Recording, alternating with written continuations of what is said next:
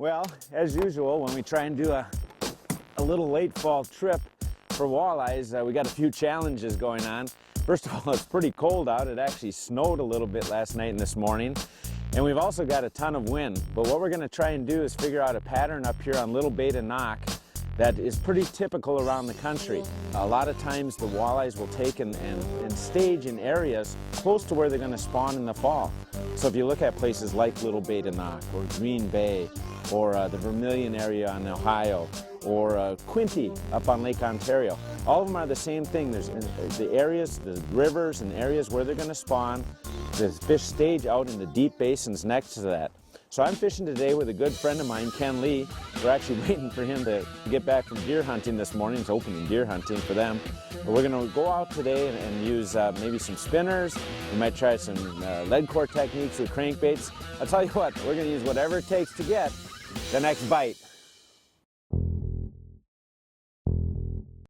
Little Bay de Noc is located in the beautiful Upper Peninsula of Michigan and is one of the far most reaching northern bays off of Lake Michigan. And while it is called Little Bay de Noc, there is nothing small about this body of water, whether it's the potential size of the waves or the size of the trophy walleye that has earned the area the title of Walleye Capital of the UP. We always get the nicest days to fish together, don't we? Keith and longtime friend Ken Lee, owner of Salmar Resort in Rapid River, first try their luck using small spinners, a setup that has been known to attract bigger fish in this clear water in the past. However, a few bites in, the guys aren't really catching the size of walleyes that they're after. And in these conditions, every bite counts. Let's get thrown out of the boat. This is really fun up here, Ken. Thanks for having me out. Hey, you bring this weather with you every time. Beautiful. Yes, beautiful. And I bet you persons in Maine are sitting at home in front of a nice fire, maybe with their favorite beverage in hand. And I'm working. I'm just glad I got Ken out here with me. After a few passes, Keith and Ken abandoned the deep structure that they were working and decided to check out the deeper water surrounding it for staging walleye. Lo and behold, hugging the bottom are the kind of fish marks that indicate the size of fish the biters are after. Well, we stopped the chart here, the graph, to show you what these big fish when they're laying belly to the bottom look like. You can see these little hooks down here. They got nice color right in the middle of them there. Those are the big ones that we're targeting. Looks like today they're belly to the bottom, so we're gonna get out the lead core and the crankbaits and go after them here. There's one. Ooh. Good fish? Yeah. You said to dredge them up. Running that lead core right down there. Slam that flat line, huh? Yep. It's always nice and you don't got to mess around with the board or nothing. Hand-to-hand combat with old marble eyes here. Pretty cool. Really slow, 31 foot deep. So you got quite a bit of line out, don't you? Yeah, it's fighting pretty good.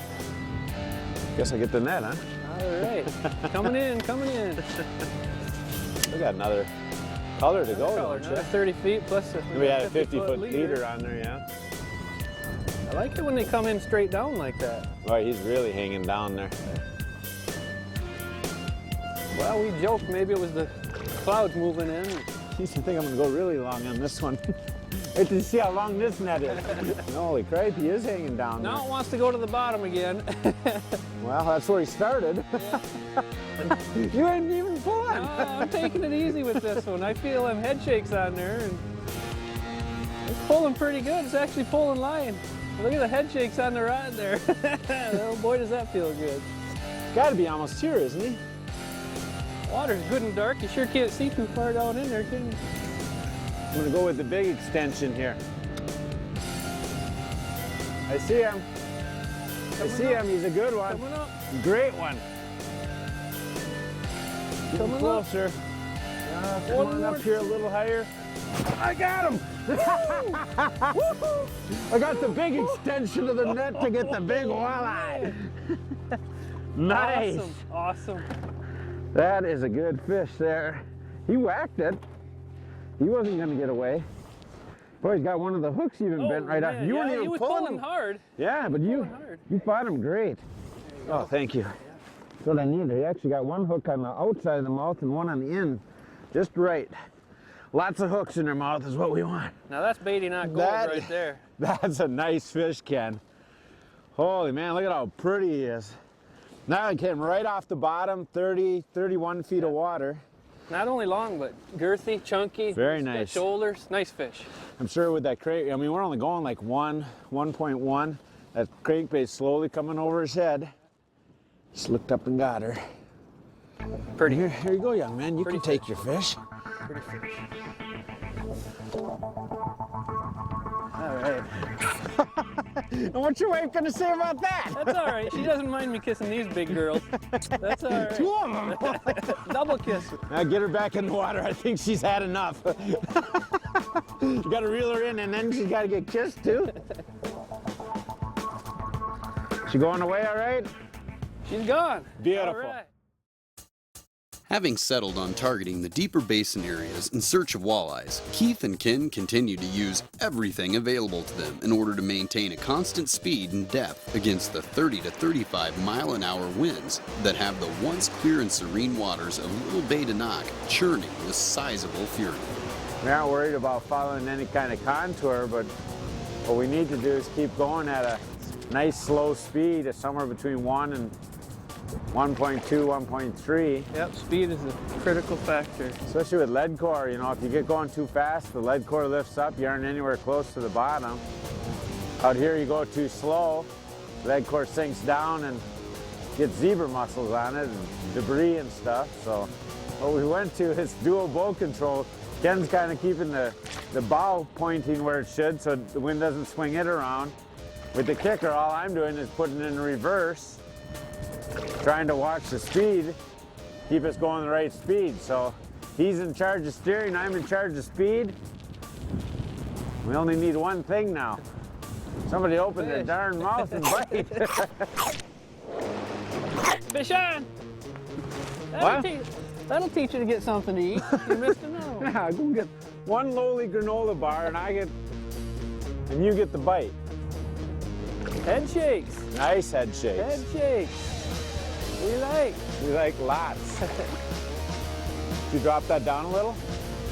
Yeah, we hit that deeper trough there, and I took that flat line, dropped it down another half color, and a couple minutes later, wham! Yeah, and that extra half color will drop it down another 3-4 feet, right? Slow speed we're going, yeah.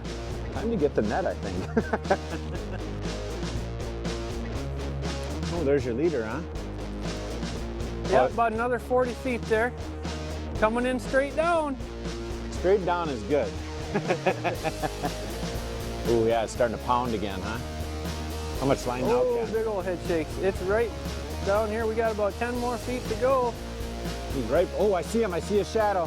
It's a good fish, Ken. A little further in. Hey, good scoop. I got him. Good scoop, buddy. Look at there. Boy, that blue beta's sure been good, huh? Blue's the color today. Right out 3 or 4 different colors. Blue's just been the dominant force today. Boy, look at here. That's how it hit that front hook. Yeah, it's actually got both hooks in them. It looks like Yeah. they're Yeah, when they come up and start hitting the front of that bait, that's a good yeah, sign. real good sign. We'll take some just like him. Boy, now that one, I can feel my hand go around him. He's just chunky as can be. What do they eat out here usually? Pretty fish. A lot of small perch, a lot of gobies the last few years. Goldies, huh? Yeah, a lot of gobies. In fact, that's why they're belly to the bottom Yeah. out here. Well, here, look at the bottom of this one.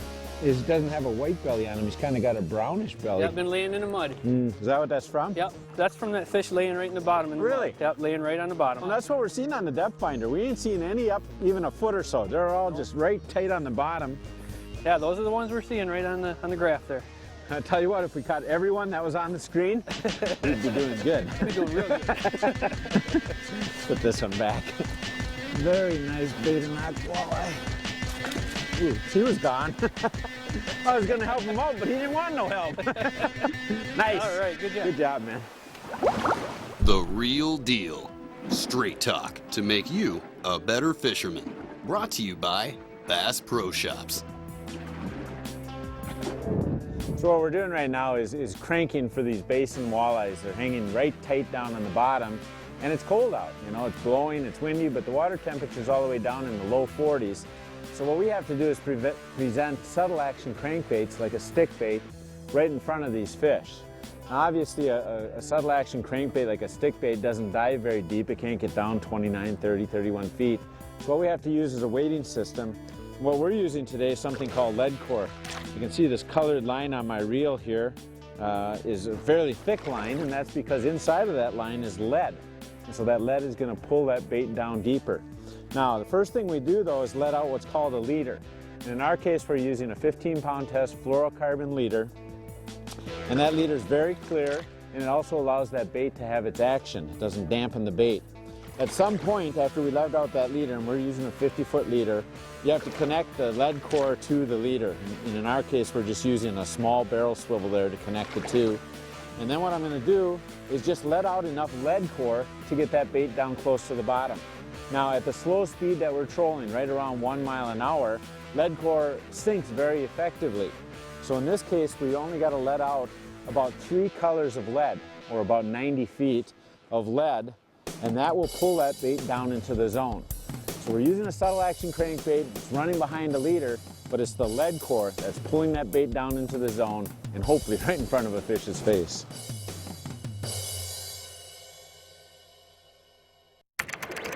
Sight Bites. Answers to your questions from the Next Bite website. Brought to you by Purina. You ready to go fishing, Pucker? Yeah, it won't be long and we'll all be wanting to go fishing. You know, there's been a lot of buzz on the forum pages about a lot of the new outboards coming out, mostly about the big outboards. But you know, the guys want to know that not everybody runs a big outboard. Some guys run small boats. So what's the buzz on the new 20-horse four-stroke from Mercury?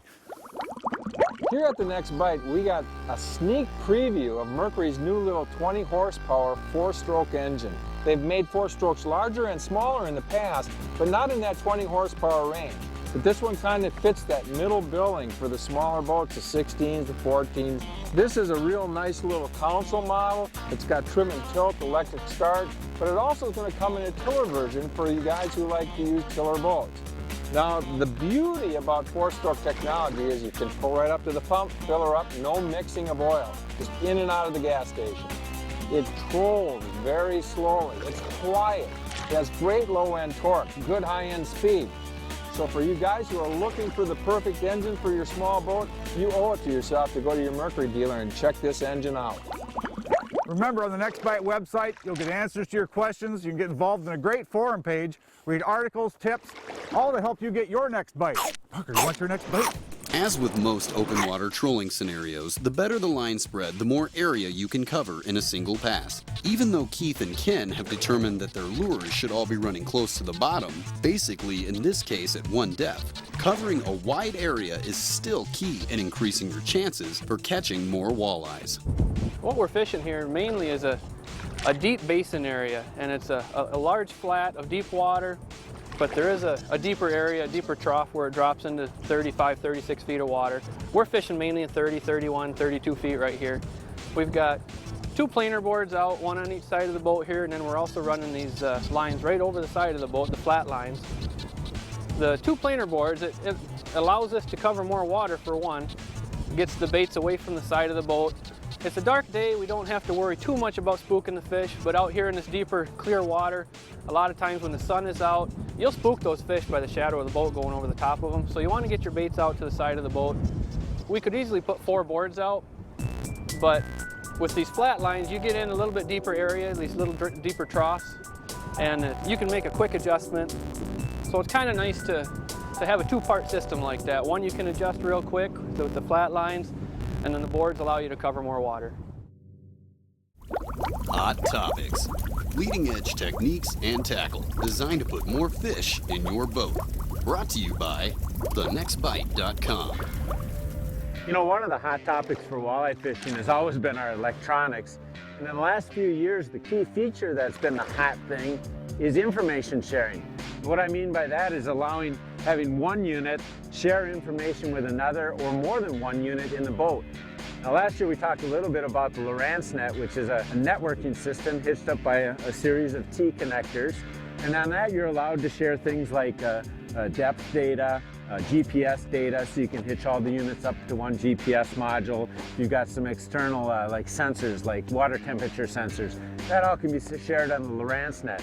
But the newest thing coming out is the ability to share more data. And what I mean by that is, wouldn't it be great to be able to share all of your sonar data between one unit and another? So for example, what I've got here is I've got this unit right here, my 112 on my console, hitched up to my bow through an Ethernet connection. And that's the new thing on the new units. It's a yellow cord, and it just goes between the two units, and the two units know that and can sense that. So for example, I don't have a transducer down in the water on my bow mount up there, but yet it's reading the sonar data off of this unit. The transducer is coming up from the back to this unit. It's showing me it's 31.8 feet. I look up at my unit up there, it's showing the exact same data, so it's just mimicking it. So you can actually place those units all over the boat if you want.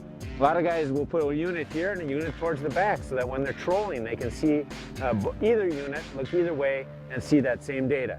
So information sharing of sonar now is the hottest topic going in walleye fishing today. So far this afternoon, the biters have been reeling in just about everything under the newly shining sun that is beginning to peer through the breaking clouds. With the heavy winds somewhat beginning to lay down, Keith and Ken make a quick run back up their plot trail here on Little Bay de Noc to set up for what might be one of their final passes over these deep basin walleyes. Now that one looks right. Feels You pretty want me to good. grab that rod? Oh, you got it? Yep, here you go. All right, I got it. Oh yeah, Glad to feels get it out of good. your way. Kind of just faded her back, huh? Yeah, yeah, good sag to the board there. You're getting so many of those darn pike, we're about due Never for a know nice what we're one. gonna bring in here. Oh yeah. Oh yeah, that's a good fish, Ken. I can feel it right here. Got it? Yep. Laying down. Excellent. That's a good sign. Down is good. How does he feel? Not bad. You think he's the right thing? I think so. Are you betting on it? No. Let's grab the net just in case. I'm grabbing, I'm grabbing. About the time we think it's not what we're looking for, it will be. Yeah, it looks like it's, Ooh, there's some good head shake. that's pretty looking, more that like rod it. bend. Yes, it is. I'm thinking this is the right thing, buddy. I really am. There he is. It's a big old walleye. Walleye, I got him. Oh, look at that. I was going to go way out and get that one. There's no way I'm letting that one go. Get that long net way out there. Oh, is that a pretty fish, Pretty huh? fish. I'll hold the net here. Why don't you grab him, Ken? Wow, look at the gut on that thing. I didn't see that you switched him over to purple there, young man. Yeah, we made You a getting little him there? color change there on Oh, you. there he is, huh? Snuck one in on you. That is very nice fish, huh? Pretty. Like I said, sometimes it can be tough weather up here, sometimes it can be tough fishing, but here's the reason why right here. Nice, Beauty. nice fish. Beautiful fish. Look at here. That is a good looking fish. Can I kiss that one too? You can, buddy, you can kiss them all you want. Good job. Let's Good get him net back job. in the Way to water, go with man. that big net. Got the snow right. clouds behind us. Big mama walleye. There he goes. Nice. you Good go. release, Ken. Yeah.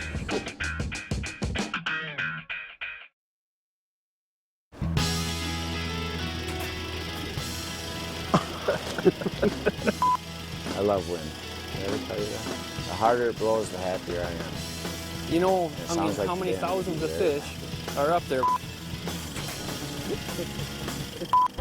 Hurry up, the fish are biting.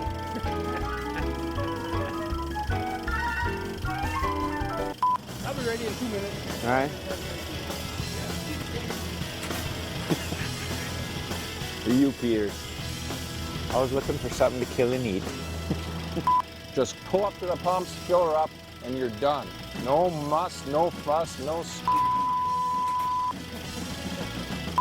Wouldn't you like to be a bite or two? Ken and Kevin Lee are great contacts for Bay de Noc fishing information. Ken is a professional guide, and Kenneth runs a great resort on the north side of Little Bay de Noc and Rapid River. For more details, be sure to give them a call or visit them on the web at salmarresort.com.